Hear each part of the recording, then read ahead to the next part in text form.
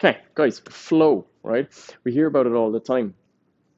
You might have heard about it as a way of increasing mobility or a movement pattern or exercise practice or something like that.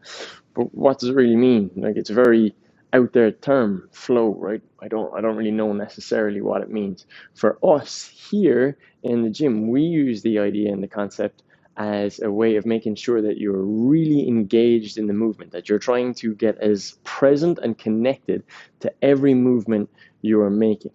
Okay, that's the first reason we do it. The second reason we do it is to try and break up movement patterns. So if we're doing 1,000 reps of squats, boom, squat, boom, over and over and over again, yeah, my nervous system is going to get really good at doing squats, or at least really good at getting up and coming down again.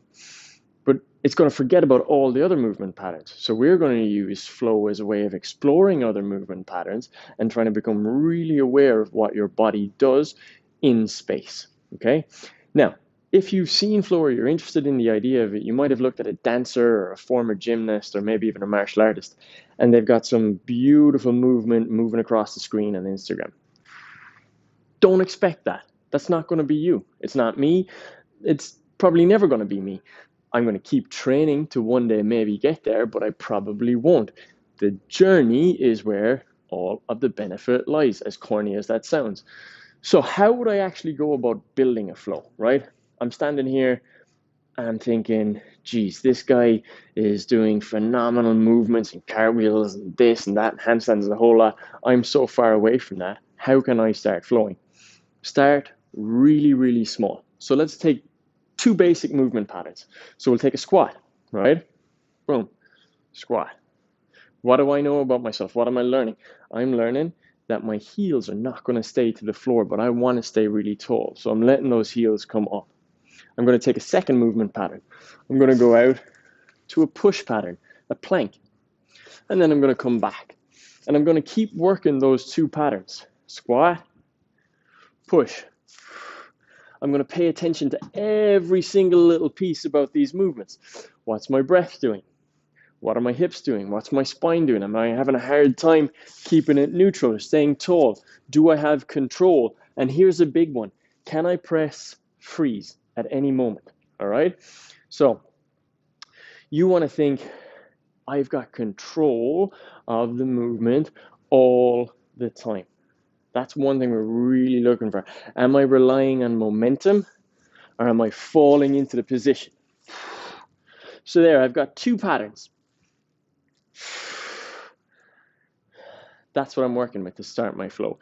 Now I'm going to add another concept. Compression and expansion, or flexion and extension, whatever way we want to call it. Okay, so now I'm walking from my squat to my push pattern, coming back to my squat. I'm adding in compression. I'm adding in expansion. I'm going from my push pattern. I'm going to go compression.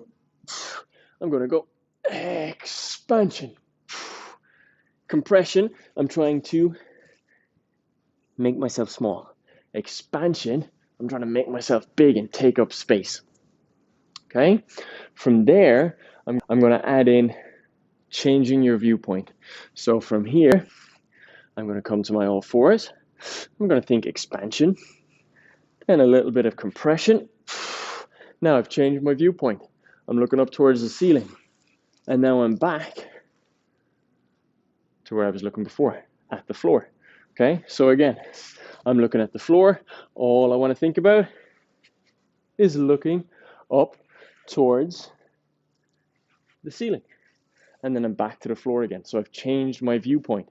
So far we've had awareness, we've had compression, expansion, then we've had changing the viewpoint. Last little thing we're going to do is locomote. So I'm still here in my squat.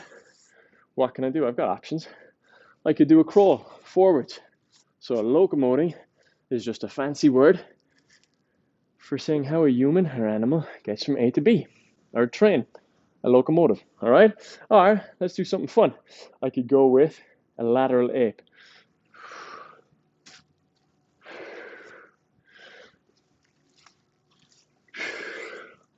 Okay, so last thing, combine. Put it all together and we've built ourselves a little flow. So what do we work on first? The awareness of the movement. Squat, push pattern, focusing on my breath, focusing on my hands, focusing on my feet, focusing on my shoulders. I'm going to compress. I'm going to expand. I'm going to come back down. All fours, I'm going to change my viewpoints.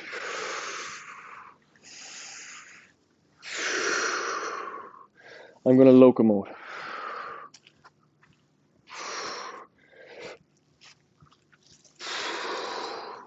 And there you have it. That's a flow. It can be super, super simple. What do? We built awareness.